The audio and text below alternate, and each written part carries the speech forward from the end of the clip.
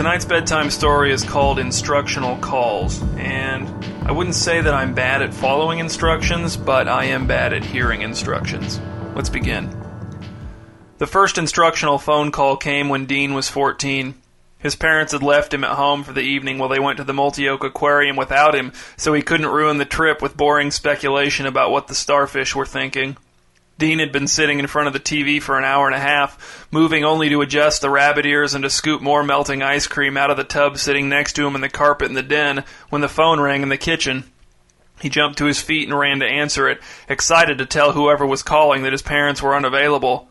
"Hello, this is the Chrysler residence. Dean speaking." "Dean," said the voice on the line, "be at the corner of Sumac and Whistler Street at 8:45 tonight." The voice was male. It was calm, authoritative, clear. Dean didn't recognize it. "Who is this?" he asked. The voice again said, "Dean, be at the corner of Sumac and Whistler Street at 8:45 tonight." Then the line went dead. Dean went back to the living room and looked at the clock on the wall. It was 8:20. There was plenty of time to get to the corner of Sumac and Whistler by 8:45. He sat down on the floor next to the tub of soupy ice cream, his mind racing in circles. Should he go? Would someone hurt him if he didn't?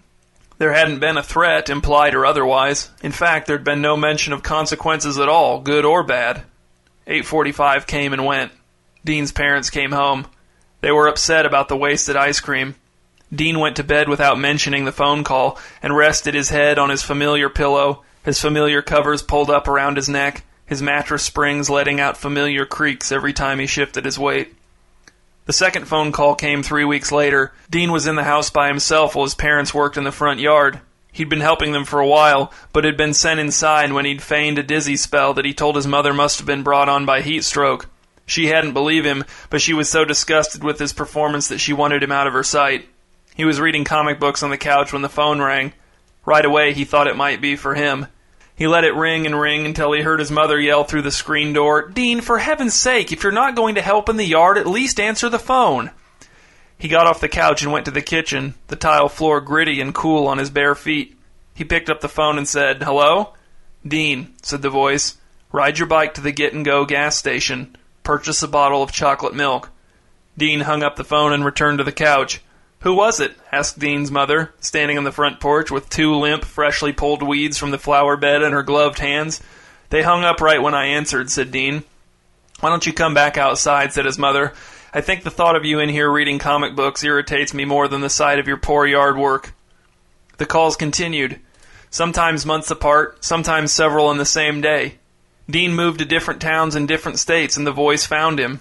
When Dean was 31, he moved back to Multi-Oak, and almost an entire year went by without an instructional call.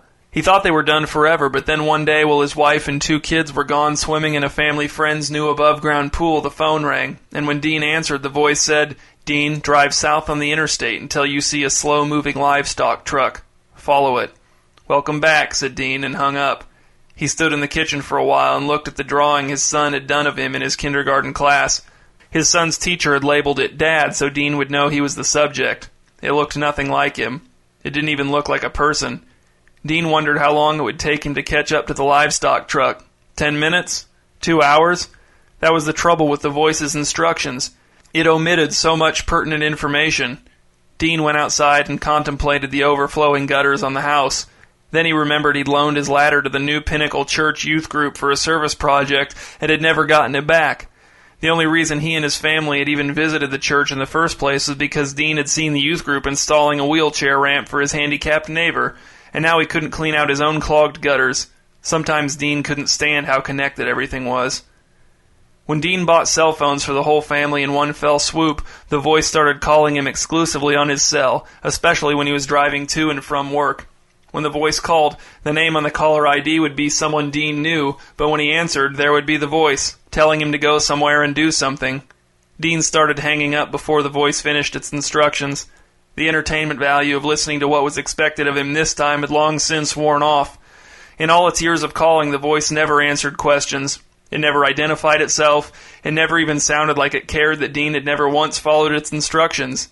Dean had to admire that about the voice. It was consistent. Once when Dean was sitting on the front porch enjoying the night air while his kids slept and his wife read catalogs upstairs in bed, the voice called and said, "Walk to the end of your driveway." Check your mailbox. That's it? Asked Dean. The line was dead. Dean stood up. Moths battered their dumb faces against the porch light over his head. It was so easy. Just walk to the end of his driveway and check the mailbox. He'd done it hundreds of times. He'd probably do it tomorrow afternoon, actually.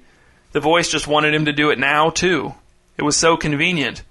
But how could he start following instructions now? He'd been blowing them off for years. It didn't make sense that he could just start up now at age 38 and be back on track. And it didn't make sense to follow these instructions if he wasn't prepared to follow the next ones and the next ones and the next ones. He didn't walk down his driveway and open up his mailbox until the following afternoon, which was when he always checked the mail. Inside, he found a wedding invitation and a bank statement. 2 nights later, Dean awoke to his 12-year-old son standing next to his bed and shaking him by the shoulder. "Dad," whispered his son. "Dad, wake up." "What time is it?" whispered Dean, not wanting to wake his wife. "It's 2:30 in the morning," said his son. His silhouette was scrawny and badly proportioned. "Why are you waking me up?" asked Dean. "I have to get up for work in 4 hours." "Someone just called me," said his son, "on my cell phone." Dean sat upright, looking over at his wife for a long moment to make sure she was still asleep. She was. He turned back to his son and whispered, "Who called you?" "I don't know," said his son. "He didn't say. He just told me to walk to the vacant lot and start picking up litter." "Now?" asked Dean. "I guess," said his son. "I think so." Dean tried to see his son's face. He squinted his eyes to make out his son's features in the dark, but he couldn't. It was no use. "Is this the first call you've gotten like this?" asked Dean, "telling you to do stuff?" "Geez, Dad, yes. What should I do? Are you going to call the police?" "What?" said Dean. "No, son, no. You have to do it."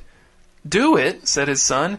"You want me to go out to the vacant lot in the middle of the night and pick up litter? Are you going to come with me?" "If the voice didn't say I should go with you, then I shouldn't. But I'll wait up for you." Dean eased himself out of bed. His wife stirred and sighed in her sleep. Dean put his hand on his son's shoulder and guided him out into the upstairs hallway. "I don't want to do it," said his son. He looked up at Dean with wet, frightened eyes. "You're not doing it because you want to," said Dean. "It's more substantial than that. It's clearer than that. There's one particular, specific reason that you can point to and say, that's why I'm doing this. Get it?" "No," said his son, starting to cry. "I don't get it." "Come on," said Dean. "Get your shoes on." A minute later, he stood on the front porch and watched his son walk into the night, sniffling and shuffling along. Dean wanted to tell his son how much he envied him, how lucky he was to be on track, to be on any track at all, but he knew his son wouldn't understand, so he held his tongue and imagined the quiet, moonlit, vacant lot and its modest accumulation of litter, cups, wrappers, cans, bottles, waiting in expectation of his son's precisely arranged arrival, as per instructions.